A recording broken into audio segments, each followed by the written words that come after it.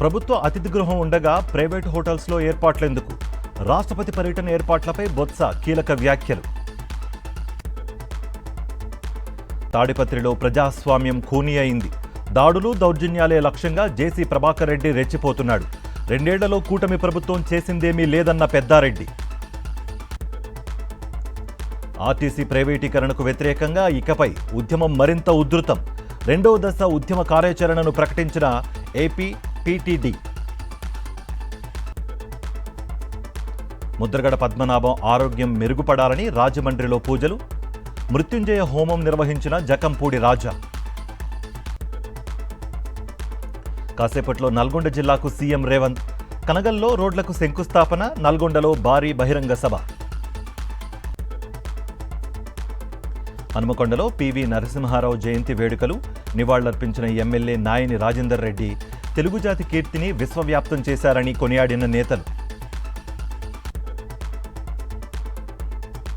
అనంతపురం జిల్లా షేక్షాను పల్లిలో పచ్చమూకల అరాచకం. వైఎస్ఆర్సీపీ నాయకులు కార్యకర్తలపై దాడులు. సిరిసిల్ల పల్స్ పోలియోలో పసిపిల్లలకు ఇబ్బందులు. సిరా మార్కింగ్కు బదులు బాల్ పెన్ వినియోగిస్తున్న సిబ్బంది. పిల్లల విషయంలో జాగ్రత్తలు పాటించాలని కోరుతున్న పేరెంట్స్. టికెట్ల జారీలో తీవ్ర జాప్యం.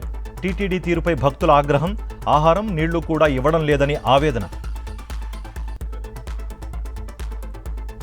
భద్రాద్రి రామయ్య సన్నిధిలో త్రిదండి దేవనాథ రామానుజీయర్ పూర్ణకుంభంతో స్వాగతం పలికిన వేద పండితులు. దివ్యమూర్తులను దర్శించుకుని ప్రత్యేక పూజలు. అనంతపురం జిల్లా గూగుడులో వైభవంగా కుళ్ళాయి స్వామి బ్రహ్మోత్సవాలు. భారీగా తరలివచ్చిన భక్తులు. సీషెల్స్లో కొనసాగుతున్న ప్రధాని మోదీ పర్యటన. ఆ దేశ అధ్యక్షుడు ప్యాట్రిక్ హెర్మినీతో ద్వైపాక్షిక చర్చలు. 3 ఏళ్లలోనే పసిడి రుణాలు 3 రెట్లు పెరుగుదల. 6.3 లక్షల కోట్ల నుంచి 19.4 లక్షల కోట్లకు చేరిక. పెరుగుతోన్న ప్రైవేట్ బ్యాంకులు, ఎన్బీఎఫ్ల వాటా.